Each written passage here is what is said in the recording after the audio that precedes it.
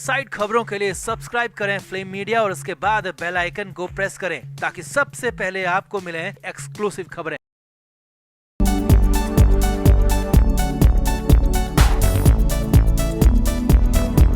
शिवसेना नेता संजय राउत के लिए मुश्किलें लगातार बढ़ती जा रही हैं और अब सुबह सुबह बहुत बड़ी खबर आ गई। जी हां, 4 अक्टूबर मंगलवार के दिन सुबह सुबह दशहरे से ठीक पहले बहुत बड़ी खबर संजय राउत को लेकर आ गई। राउत को झटका नहीं बल्कि महा झटका लग गया है। फिर से काल कोठरी में पटक दिया है। हालात ये हैं कि कोर्ट ने बुरी तरह से रगड़ दिया, पटक दिया और इसी मामले में एक रोशनी छोटी सी संजय राउत को लेकिन जरूर दिखाई दी। तो बताते हैं आपको क्या है इस मामले में सुबह सुबह वाला अपडेट, क्या है वो छोटी सी रोशनी। आप इस वीडियो को शेयर करें और कमेंट करके अपनी राय जरूर दें कि संजय राउत के लिए आगे हालात कितने मुश्किल हैं, कितने आसान। कमेंट जरूर करें।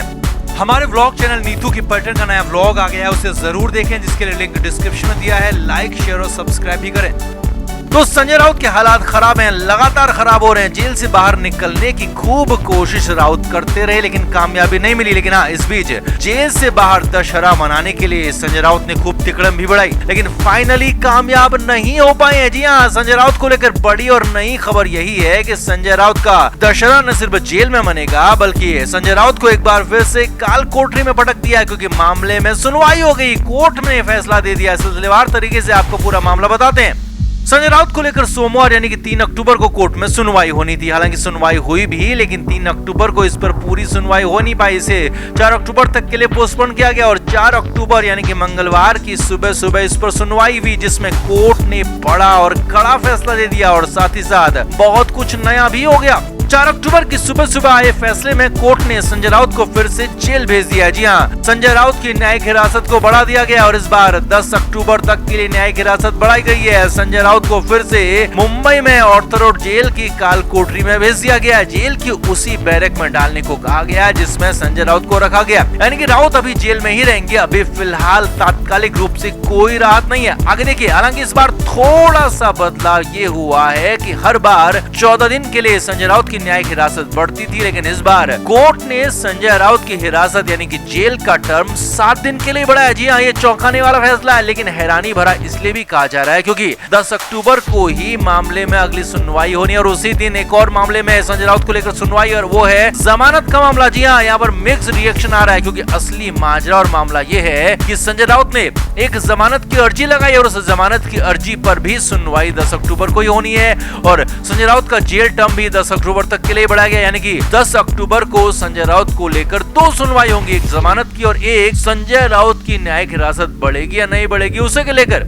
अब मिक्स रिएक्शन में से पहला रिएक्शन ये है कि हो सकता है कि 10 अक्टूबर को संजय राउत को एक साथ फिर दोनों मामलों में फैसले के बाद फिर से जेल भेज दिया जाए क्योंकि हो सकता है कि संजय राउत को एक साथ झटका दिया जाए, सीधे सीधे फिर से काल कोठरी में भेज दिया जाए। अब दूसरा रिएक्शन या कहें कि दूसरा पहलू यहाँ पर यह भी है कि संजय राउत के लिए थोड़ी सी रोशनी की किरण भी नजर आ रही है। यहाँ पर हो सकता है कि संजय राउत को कुछ राहत मिल जाए। जी हाँ, अब तक तो 14 दिन के लिए न्यायिक हिरासत बढ़ाई जा रही थी लेकिन यहाँ पर सिर्फ 7 दिन के लिए न्यायिक हिरासत बढ़ाई गई। इससे बड़ी बात यह है कि जमानत की सुनवाई उसी दिन होनी है। तो ऐसा तो नहीं है कि कहीं जमानत मिल जाए। जी हाँ, ये भी संभव है, ये हो भी सकता है। 10 अक्टूबर को दोनों ही मामलों पर सुनवाई होगी और एक साथ सुनवाई होगी और हो सकता है कि उस दिन संजय राउत को जेल से बाहर आने की परमिशन मिल जाए। लेकिन ये जमानत मिलेगी तो मिलेगी कैसे? जी हाँ, ये बहुत बड़ा सवाल है क्योंकि जैसा केस है, जितने मजबूत सबूत और गवाह हैं उसके आधार पर तो संभावना बेहद कम है और इसीलिए सिर्फ एक छोटी रोशनी कही जा रही है, उसकी उम्मीद बहुत कम है। लेकिन हाँ, उम्मीद जग गई है और समझा ये भी जा रहा है कि क्या इस बीच कोई डील हुई है अंदर खाने या कहें कि पीछे से बैकडोर से कोई कोशिश हुई है संजय राउत को राहत दिलाने के लिए, ऐसी कोई बात हुई है? तो ये यहाँ पर बड़ा सवाल बना हुआ है। अब सवाल ये भी है कि एक हफ्ते में ऐसा क्या हो गया, क्या ऐसा उलटफेर हो गया कि राउत को जमानत मिल सकती है और क्या आगे एक हफ्ते में होगा कि संजय राउत जेल से बाहर आ सकते हैं? ये बड़ा सवाल बना हुआ है। लिहाजा अब सब कुछ 10 अक्टूबर पर टिका हुआ है। उस दिन कोर्ट में फैसला क्या होगा, कोर्ट क्या अपना डिसीजन देगी, ये देखना दिलचस्प होगा। लेकिन हाँ, फिलहाल के लिए संजय राउत की मुश्किल बढ़ गई है। जेल में ही दशहरा मनेगा और 10 अक्टूबर तक फिलहाल जेल से बाहर नहीं निकल पाएंगे फिलहाल। तो आपका क्या मानना है? क्या संजय राउत को 10 अक्टूबर को जमानत मिलने वाली है? क्या इसीलिए दोनों सुनवाई एक दिन साथ होने वाली है या फिर इसकी वजह, इसके पीछे कोई और वजह हो सकती है? आप भी कमेंट बॉक्स में अपनी राय जरूर दें, वीडियो को शेयर भी करें। हमारे व्लॉग चैनल नीतू की पलटन का नया व्लॉग आ गया है, उसे जरूर देखें, जिसके लिए लिंक डिस्क्रिप्शन में दिया है। लाइक, शेयर और सब्सक्राइब भी करें। तो संजय राउत का जेल टर्म लगातार बढ़ाया जा रहा है और हर बार उनको कोर्ट से मुंह की खानी पड़ रही है। अब 3 अक्टूबर सोमवार को एक बार फिर उनकी सुनवाई हुई। मुंबई में स्पेशल पीएमएलए कोर्ट में उनकी सुनवाई होनी थी, क्योंकि 14 दिन पूरे हो गए थे और फिर से संजय राउत के जेल जाने को लेकर सुनवाई होनी थी। अब करीब करीब हर बार ही राउत कुछ न कुछ बवाल अपनी तरफ से सुनवाई से पहले कर रहे थे, कुछ न कुछ हंगामा हो रहा था। और यहाँ पर सुबह सुबह इस बार भी हंगामा ही हो गया, लेकिन इस बार मामला बिल्कुल अलग था। जी हाँ, यही खबर मुंबई से आ रही है। संजय राउत की पेशी थी तो राउत सुबह सुबह ही अपनी बैरक में तैयार हो गए। हर बार की तरह इस बार भी घर से आया हुआ अपना नाश्ता किया, दवाइयां ली और जेल की वैन में कोर्ट पहुंच गए।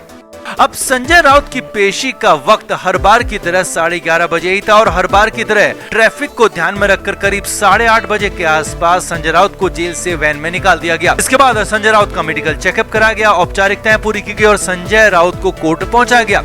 अब यहाँ पर देखिए और समझिए, हैरानी की बात यह है कि अक्सर संजय राउत को लेकर जेल कर्मी और ईडी की टीम करीब 11 बजे के आसपास कोर्ट पहुंचते हैं और 11:30 बजे उनकी सुनवाई होती है और फिर उसके बाद वापस से उन्हें जेल लाया जाता है। लेकिन यहाँ पर संजय राउत को लेकर सुबह 10 बजे ही जेल कर्मी और ईडी की टीम कोर्ट पहुंच गई। जी हाँ, इस बार मेडिकल के दौरान कोई हंगामा नहीं हुआ, राउत ने तमाशा नहीं किया तो मेडिकल फटाफट हो गया। और चमत्कारिक रूप से इस बार मुंबई में ट्रैफिक ने भी संजय राउत की जेल वैन को परेशान नहीं किया। बिना ट्रैफिक में फंसे संजय राउत की गाड़ी या कहें कि जेल वैन उन्हें लेकर और ईडी की टीम को लेकर, जेल कर्मियों को लेकर और सुबह 10 बजे के आसपास कोर्ट पहुंच गई। आगे देखिए, अब सूत्रों के मुताबिक यहाँ पर काफी सारा वक्त था, जो कि करीब 1.5 घंटे का तो सामान्य रूप से था, लेकिन उससे भी ज्यादा वक्त यहाँ पर लग सकता था, क्योंकि पिछले मामलों की सुनवाई में ज्यादा वक्त लगता तो अगला केस भी उतनी देर लेट हो जाता। इसीलिए माना जा रहा था कि करीब 2 घंटे का वक्त यहाँ पर मौजूद है।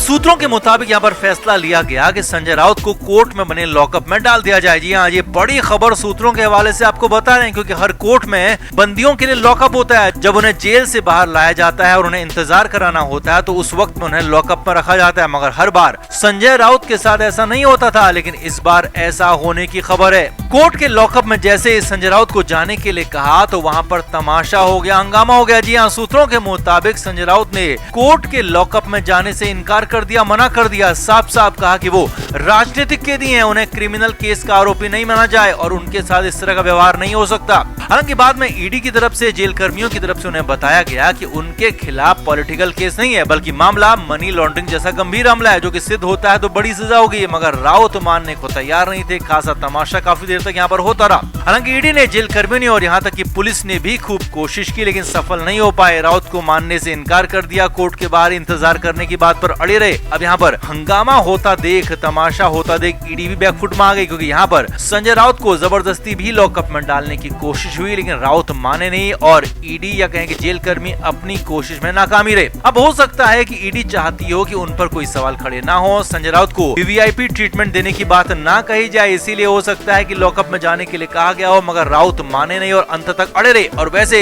हर बार ऐसा नहीं होता था कि उन्हें लॉकअप में जाने के लिए कहा जाए, लेकिन यहाँ पर हालात ये थे कि ट्रैफिक नहीं लगा और बिना ट्रैफिक के वो जल्दी पहुंच गए। मेडिकल में भी ज्यादा टाइम नहीं लगा, यानी कि एक तरह से मेडिकल जल्दी होना और ट्रैफिक ना लगना संजय राउत के ही खिलाफ चला गया। हालांकि बाद में सुनवाई हुई और सुनवाई में फैसला क्या हुआ ये अपडेट होने तक पता नहीं चल पाया, लेकिन हाँ, ये जरूर था कि सुनवाई से पहले एक बार फिर खूब हंगामा हुआ, जो कि हैरानी भरा था। तो आपको क्या लगता है, क्या संजय राउत के साथ अलग नियम कायदे अपनाने चाहिए या फिर सामान्य कैदियों की तरह ही व्यवहार करना चाहिए? आपका क्या मानना है? कमेंट करके आप भी जरूर बताएं। वीडियो को शेयर भी करें। Flame media report.